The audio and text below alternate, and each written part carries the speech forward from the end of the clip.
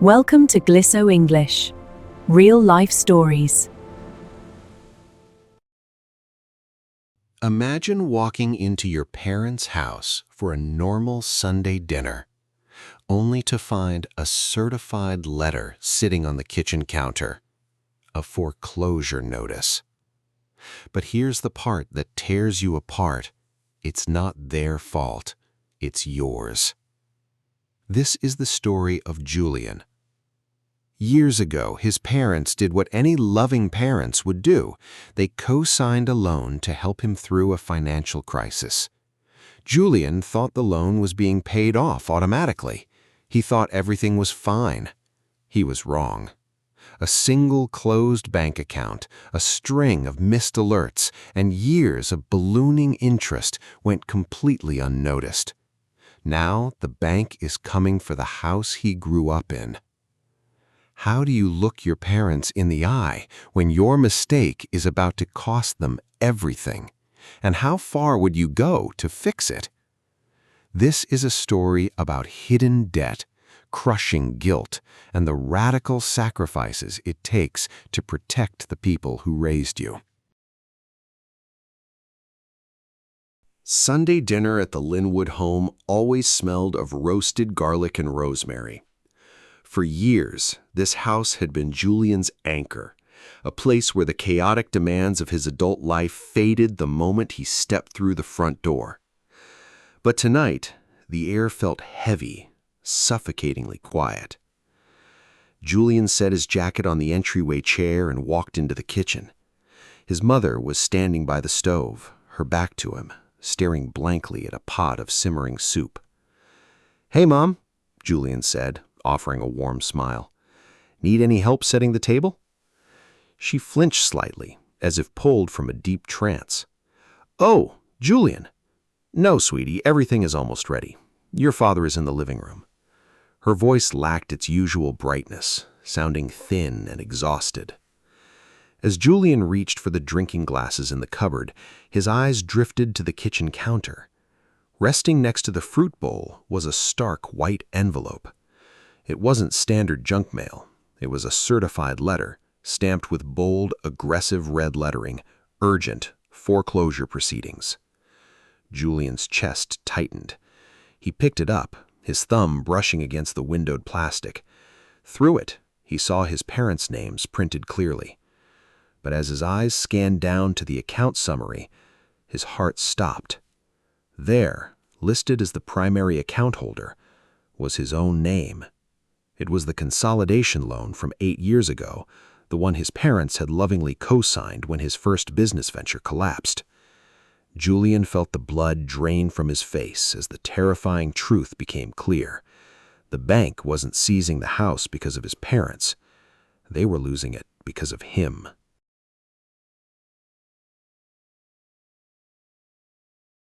Julian stood frozen in the kitchen, the weight of the paper heavy in his trembling hands.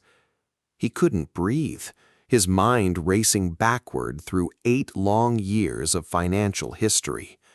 Excuse after excuse echoed in his head, but none of them could change the cold reality staring back at him. Without saying a word to his parents, he grabbed his jacket, slipped out the front door, and drove straight back to his apartment in a state of sheer panic. The moment he crossed his own threshold, he dropped to his knees in front of his filing cabinet and began tearing through old documents. He opened his laptop, typing in old usernames and passwords he hadn't used in half a decade, desperate for answers. Logins failed, security questions locked him out, but he pushed forward, driven by pure adrenaline. Finally, he gained access to the online portal of his former bank, the one he thought he had completely severed ties with 4 years ago.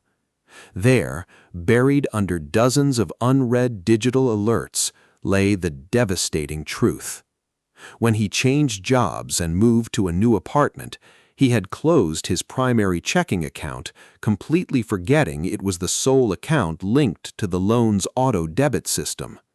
Because he had opted for paperless billing and never updated his email address, the missed payment notices had been sent into a digital void. Month after month, the system tried to withdraw money that wasn't there, triggering massive default fees. The interest rates had ballooned exponentially, turning a manageable balance into an absolute mountain of debt. The bank hadn't just forgotten about the money. They had simply bypassed Julian entirely when he became unreachable. They went straight for the cosigners, quietly building a legal case against his parents while Julian lived in blissful ignorance. He stared at the final balance on the screen, a number so large it made his stomach churn. Every single dollar of that debt was a ticking bomb, and he had handed the detonator straight to his own family. The next morning, Julian drove back to his parents' house, the weight of the printer paper in his passenger seat feeling like a lead anchor. He walked through the front door without knocking, his heart pounding a frantic rhythm against his ribs. His parents were sitting at the kitchen table, staring silently into half-empty coffee mugs as if waiting for the executioner. Julian walked over, placed the thick stack of printed bank statements on the table, and pulled out a chair. "Why didn't you tell me?" he asked, his voice cracking with a mixture of intense guilt and confusion. His father looked up, his eyes deeply lined with exhaustion, but there was no anger in them, only a profound, heartbreaking sadness. "We didn't want to ruin your future, Julian," his father said softly, his hands lightly gripping the edge of the table. "You were finally getting your career on track after the business failed, and we thought we could handle it on our own." His mother reached out, gently covering Julian's shaking hand with her own worn palm. "The bank started sending notices a year ago, sweetie, but our savings just couldn't keep up with the penalties," she whispered. Julian pulled his hand away, burying his face in his palms as the sheer gravity of their sacrifice crushed him. They had been quietly drowning in his debt for 12 months, draining their own retirement funds just to shield him from his past mistakes. They had protected him when he was a struggling young man, and now they were paying for his negligence with the roof over their heads. The silence in the kitchen was heavier than any screaming match could ever be. Julian looked at his parents' aging faces and realized the devastating truth. Their love for him had become their financial ruin. He wiped his eyes, looked straight at his father, and made a vow he wasn't entirely sure he could keep. "I am going to fix this," Julian said, his voice steadying. "I won't let you lose this house."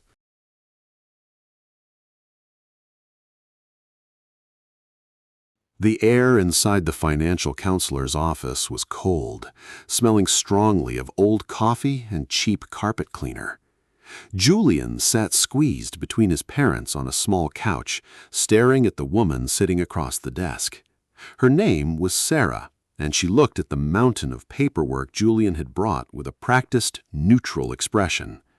For the past 45 minutes, the only sounds in the room had been the clicking of a calculator and the sharp rustle of turning pages.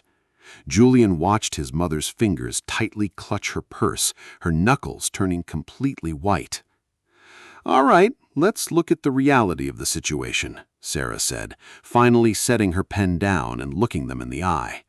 She turned her computer monitor around, displaying a spreadsheet that laid out the brutal, unforgiving numbers. The original remaining balance of the loan was bad enough, but the accumulated default interest and legal fees had doubled the total. To stop the foreclosure process entirely and save the house, the bank required a massive lump sum payment. "You have exactly 54 days left before the bank puts the property up for public auction," Sarah explained thoroughly. Julian's father let out a long, slow breath, closing his eyes as if bracing for a physical blow. "Is there any way to extend the timeline?" Julian asked, his voice tight, his mind desperately searching for a loophole. "Not with a significant good faith payment up front," Sarah replied, her tone sympathetic but completely realistic. She explained the tears and panic wouldn't change the bank's automated legal timeline. They needed hard currency. Julian stared at the final number on the screen, a sum that represented more money than he currently earned in an entire year. The paralyzing guilt threatened to swallow him whole, but he forced himself to blink the haze away. He couldn't afford to wallow in regret anymore. He had to separate his emotions from the cold, hard data. 54 days was his deadline, and he needed a radical plan to find the money before the clock ran out.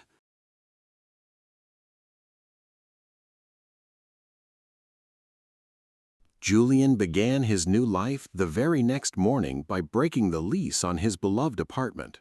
The landlord charged him a hefty penalty fee, but moving back into his childhood bedroom was the only way to eliminate his biggest monthly expense. He packed his life into cardboard boxes, feeling less like an adult son returning home and more like a ghost haunted by his own past. Every single item he owned was suddenly reevaluated not by its sentimental value, but by how much cash it could generate on the second-hand market. He sold his laptop, his television, and even the reliable car he had spent 3 years paying off, replacing it with a cheap transit pass.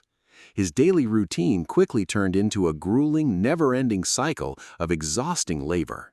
He would wake up at 5 in the morning for his regular office job, put in 8 hours, and then immediately pivot to a night shift freelance gig. From 6 p.m. until midnight, he sat at the small desk in his parents' basement, coding websites until his eyes burned from the harsh blue light.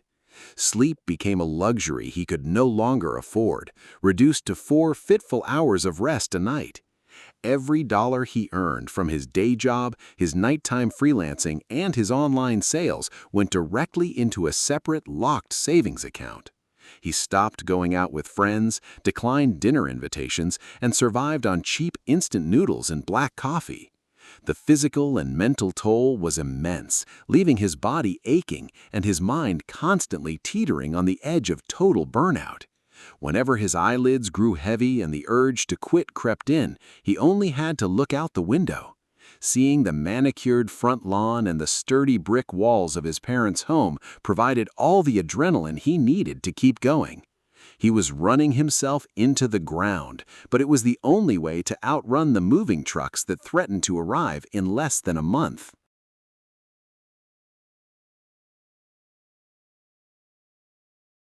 The human body was never meant to sustain 18-hour workdays, and Julian was rapidly reaching his absolute breaking point. At his regular day job, the consequences of his exhaustion quickly became impossible for his manager to ignore. He missed an important project deadline, fell asleep during a crucial morning staff meeting, and made careless errors on routine reports. His boss called him into the private office, issuing a stern, formal warning that his career was on very thin ice. But the strain at work was nothing compared to the growing fractures appearing in his personal life. His partner, Leo, was growing increasingly frustrated and hurt by Julian's sudden, unexplained disappearance from their relationship. Julian had kept the full extent of the foreclosure a secret, too, deeply ashamed to admit that he had jeopardized his parents' entire livelihood. They met at a quiet coffee shop on a rainy Tuesday evening, the tension between them thick and suffocating. "You've turned into a ghost, Julian," Leo said, his eyes filled with a mixture of confusion and deep hurt. Julian stared down at his coffee cup, desperately wanting to confess everything, but feeling the heavy hand of pride choke the words back. He tried to brush it off as simple work stress, but the weak excuse only made Leo pull away further. "If you can't be honest with me about what's destroying you, I can't keep sitting around waiting for you," Leo whispered softly. By trying to carry the massive financial burden entirely on his own shoulders, Julian was pushing away the person he loved most. He walked back to the transit station alone, realizing that his past financial mistake was no longer just draining his bank account. It was actively destroying his present life, tearing apart his career, his relationship, and his sanity, piece by piece.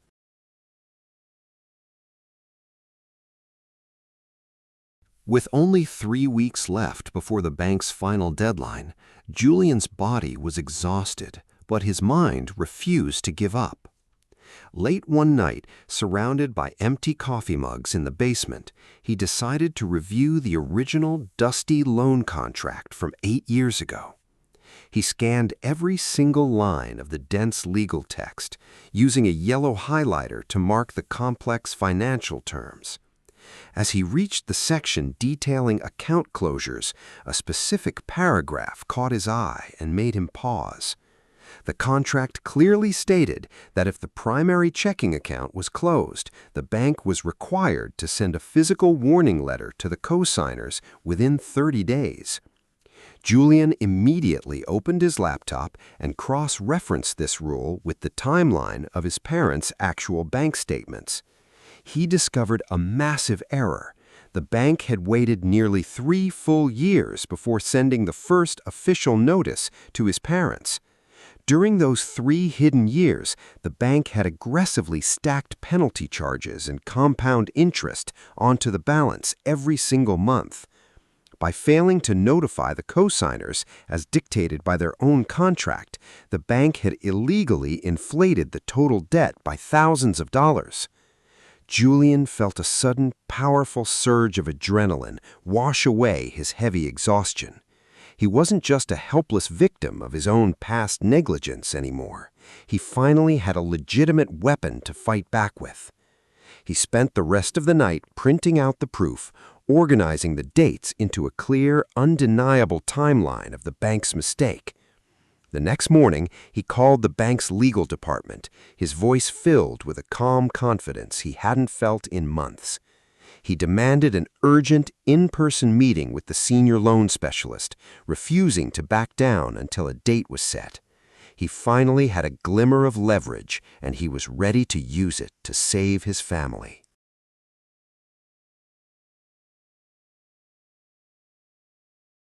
Julian sat in the bank's top-floor conference room, the hum of the air conditioner filling the tense silence. Across the polished mahogany table sat Mr. Vance, the senior loan specialist, whose cold expression suggested he had seen 1,000 desperate borrowers before. Julian placed his neatly organized folder on the table and slid the timeline document across the smooth surface.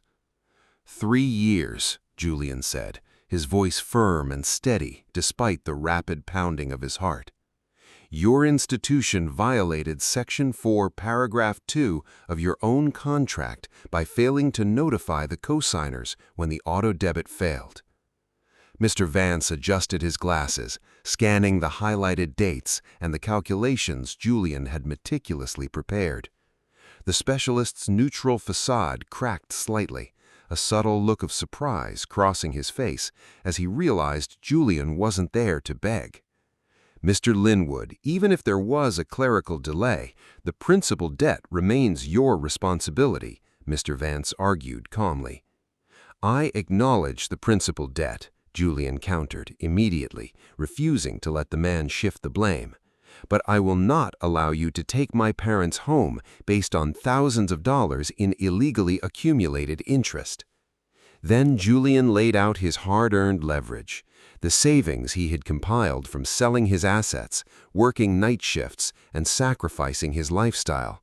He offered to pay that lump sum immediately as a good-faith settlement to cover the true adjusted balance of the loan. In exchange, the bank would have to strip away the unlawful penalty fees, remove his parents as co-signers, and halt the foreclosure permanently. Mr. Vance stared at the numbers, then looked up at Julian, measuring the absolute determination in the young man's eyes. I will need to take this proposal to our legal committee for review, the specialist said, closing the folder. Julian stood up, buttoned his jacket, and looked Mr. Vance dead in the eye before turning to leave. You have 48 hours. After that, my next meeting is with a consumer protection attorney.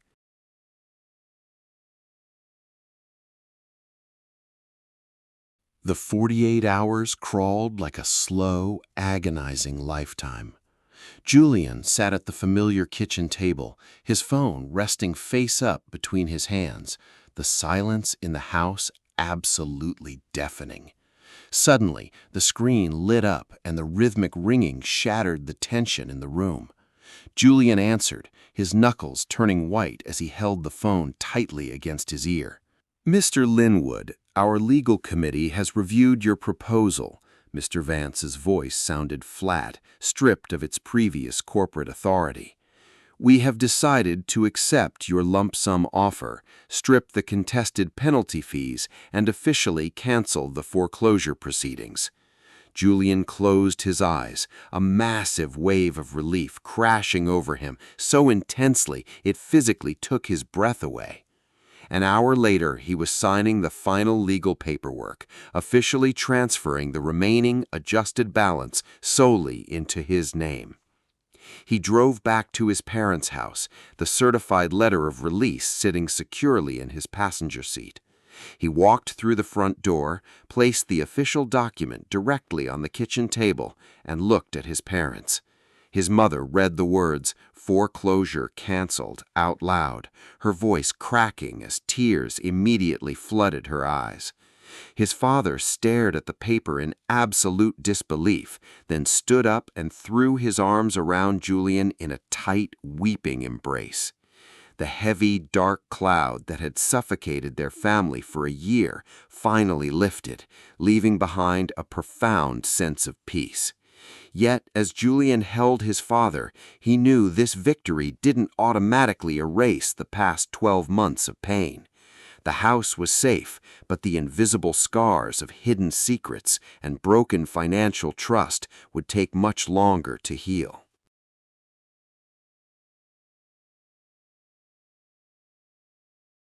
One year later, the roasted garlic and rosemary aroma of Sunday dinner filled the Linwood home once again. Julian sat in his usual spot at the kitchen table, but everything about the atmosphere felt lighter, warmer, and genuinely at peace. The cheap transit pass in his wallet and the modest apartment he now rented were daily reminders of the simpler life he had chosen. Every single month, a fixed portion of his salary automatically transferred to pay down the remaining balance of the renegotiated loan. There were no more unread emails, no hidden bank accounts, and absolutely no skipped alerts on his phone. He had built an ironclad routine of financial literacy, checking his balances every Monday morning with meticulous care. His relationship with Leo had been rebuilt on a new foundation of complete honesty, forged after Julian finally confessed the entire truth.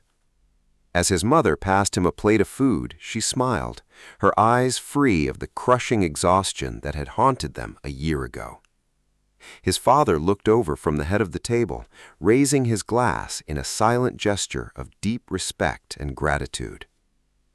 Julian raised his glass in return, realizing that the house wasn't the only thing that had been saved during those grueling 54 days.